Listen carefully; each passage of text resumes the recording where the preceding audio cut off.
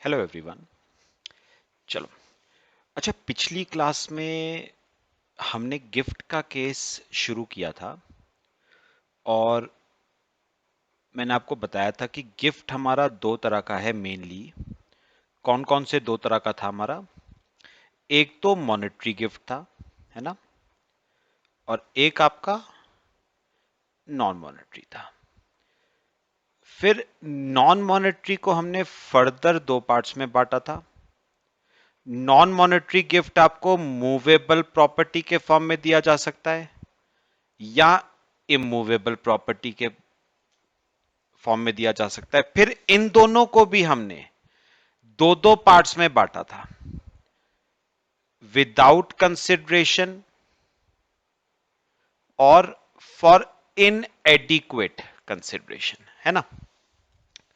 तो 5 केस हमने टोटल किए थे। पहला, गिफ्ट मॉनेटरी फॉर्म में दिया जा रहा है। दूसरा, मूवेबल प्रॉपर्टी दी जा रही है विदाउट कंसिडरेशन।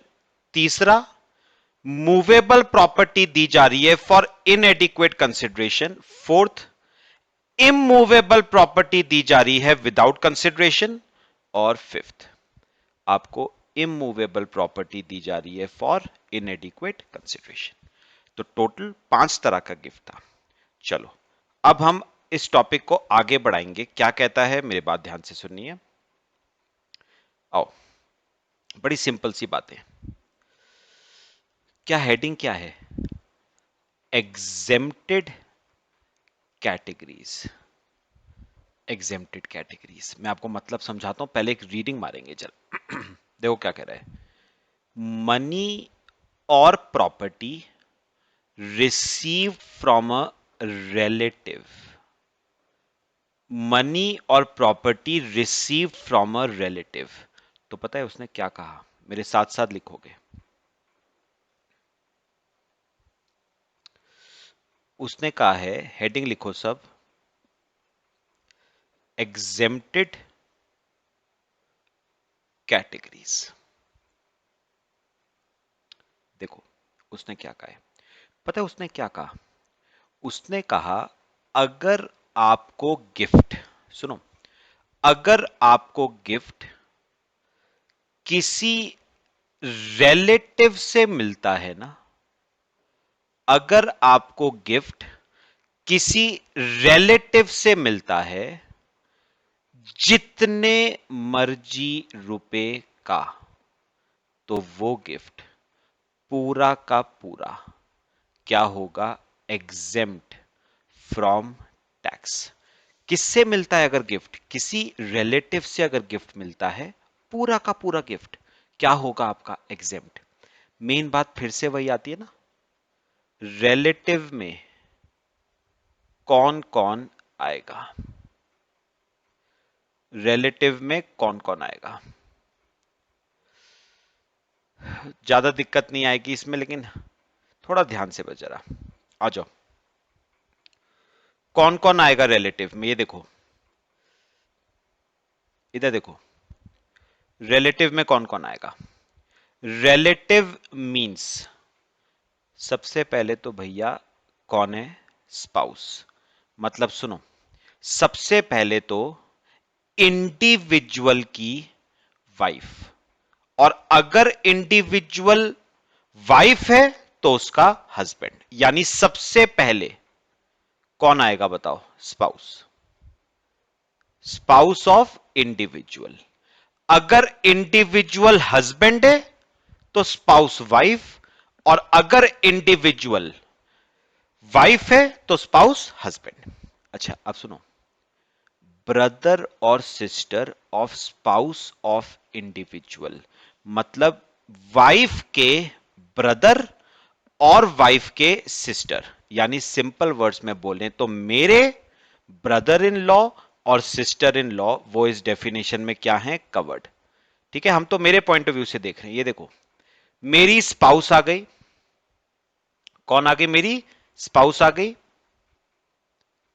ठीक है, अब बताओ अगला कौन है? स्पाउस के भाई बहन, मतलब मेरा ब्रदर इन लॉ भी आ गया एंड मेरी सिस्टर इन लॉ भी आ गई। ठीक है, बात समझ आई? अच्छा, थर्ड कौन है? ब्रदर और सिस्टर ऑफ इंडिविजुअल, मतलब मेरे भाई बहन भी आ गए। भाई स्पाउस के आएंगे तो मेरे भी तो आएंगे। मेरे ब्रदर और सिस्टर आ गए तो मेरी बात सुनो, कौन कौन कवर हो गया अभी तक? स्पाउस कवर हो गई, स्पाउस के भाई बहन कवर हो गए, मेरे खुद के भाई बहन कवर हो गए। अब ब्रदर और sister of parents of individual, सुनो, मेरे पेरेंट्स के भाई बहन भी कवर्ड हैं। मेरे पेरेंट्स के भाई, सिंपल वर्ड्स में वैसे तो आप अंकल कह लो, लेकिन मेरे पेरेंट्स के भाई मतलब चाचा कवर हो गए, ताऊ कवर हो गए। ये तो हो गए फादर के भाई। फादर की बहन की बात करो तो बुआ भी कवर हो गई।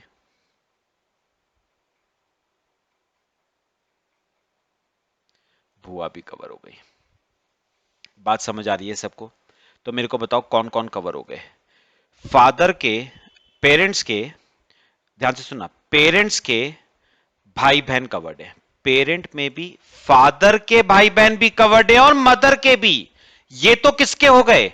चाचा ताऊ बुआ। ये तो किसके हो गए? ये तो फादर की साइड से हो गए ना।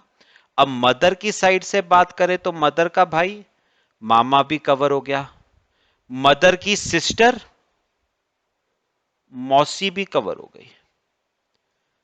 बात समझ आ रही है सबको? तो मेरे को बताओ कौन कौन कवर हो गया? इंडिविजुअल की स्पाउस, स्पाउस के भाई बहन, मेरे भाई बहन, मेरे पेरेंट्स के भाई बहन, पेरेंट्स में फादर के भाई बहन भी और मदर के भाई बहन भी। अच्छा, एनी लीनियल असेंडेंट और डिसेंडेंट ऑफ इंडिविजुअल। अब पता है ये असेंडेंट और डिसेंडेंट कौन होते हैं? पता है, असेंडेंट होती है आपकी पास्ट जनरेशन, असेंडेंट होती है आपकी पास्ट जनरेशन, और डिसेंडेंट होती है आपकी future generation.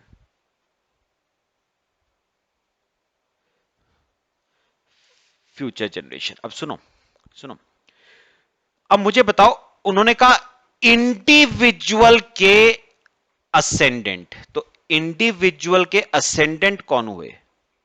Parents, past generation ना, ग्रैंड पेरेंट्स, ये इंडिविजुअल की क्या हो गए? Past generation. अच्छा, डिसेंडेंट्स कौन हो गए? फ्यूचर जनरेशन में कौन आ गया? सन, डॉटर, ये फ्यूचर जनरेशन आ गई। तो आप नोटिस करो, करीबी लोग, करीबी लोग सब कवर्ड है।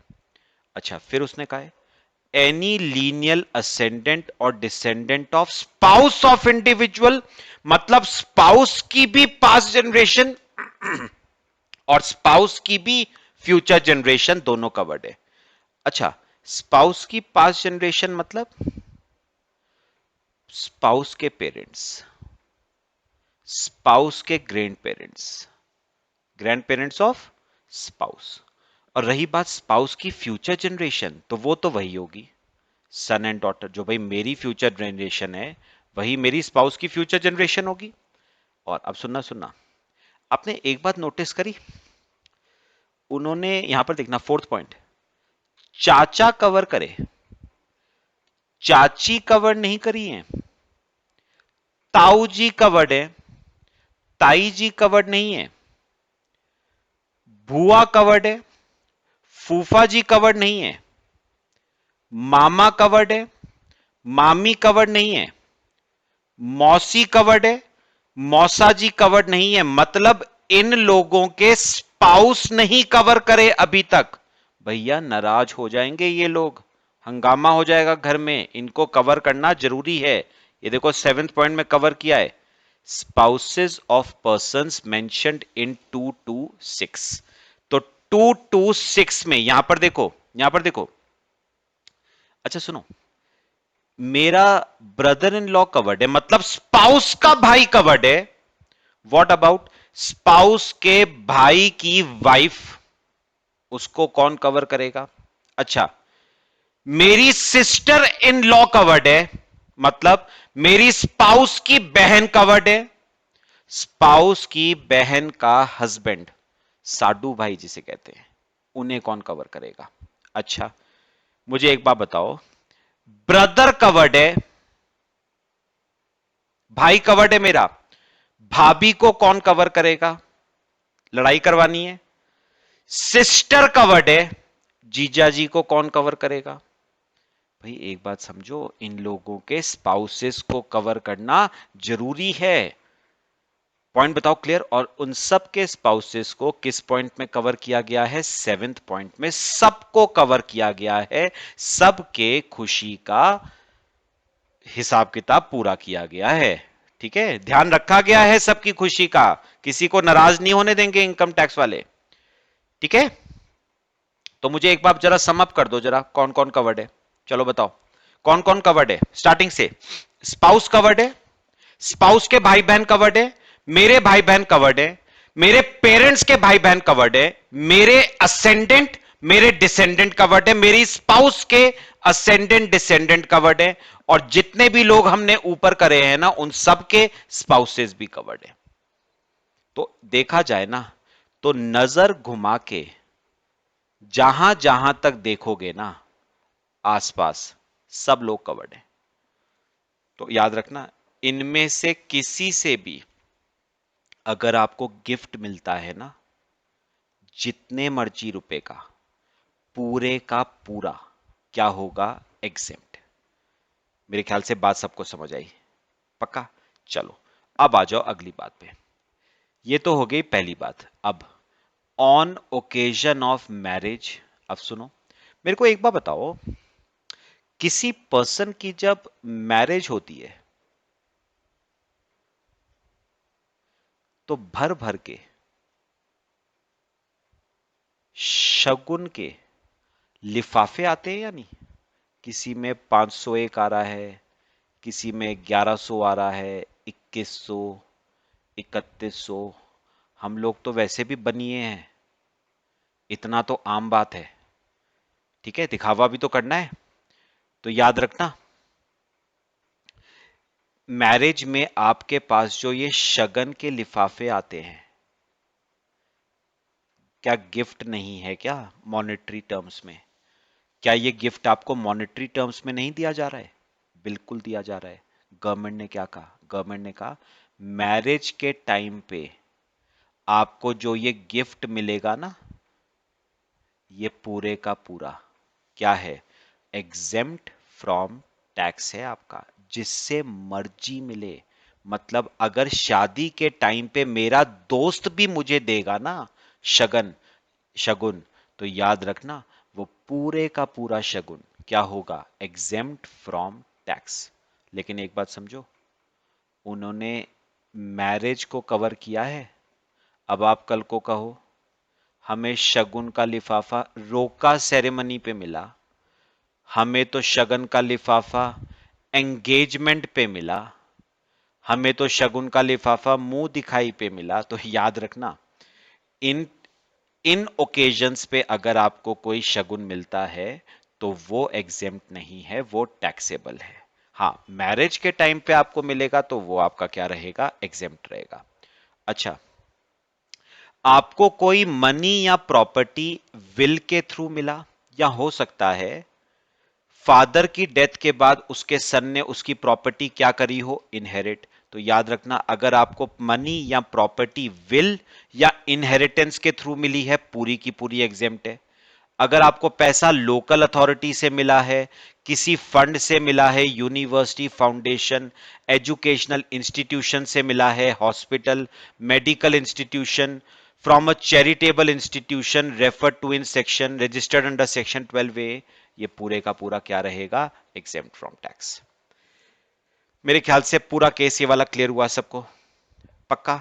तो याद रखना, इन केसेस में गिफ्ट टैक्सेबल नहीं होगा, पूरे का पूरा क्या रहेगा? एग्जेम्प्ट। चलो बाकी ये लास्ट बात तो मैं खैर आपको बता चुका हूं। मूवेबल प्रॉपर्टी और इमूवेबल प्रॉपर्टी में क्या आता है? अच्छा, इमूवेबल प्रॉपर्टी में तो क्या आएगा? लैंड, बिल्डिंग या दोनों। मूवेबल में कितनी चीजें थी? 8। Shares and securities, jewellery, archaeological collections, drawings, paintings, sculptures, any work of art and Boolean. तो ये 8 चीजें मिलके क्या बनेगी? Movable property. पक्का? ये कॉपी करना चाहो तो कॉपी कर लो। बस ये आपका गिफ्ट वाला केस हमारा पूरा कंप्लीट हो गया। बाकी हम नेक्स्ट क्लास में करते हैं।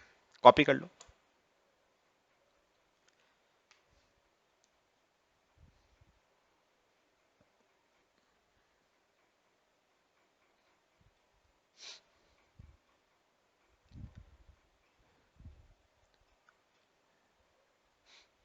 चलो करें फिर, बाकी कल डिस्कस करते हैं। ठीक है, चलो, थैंक यू।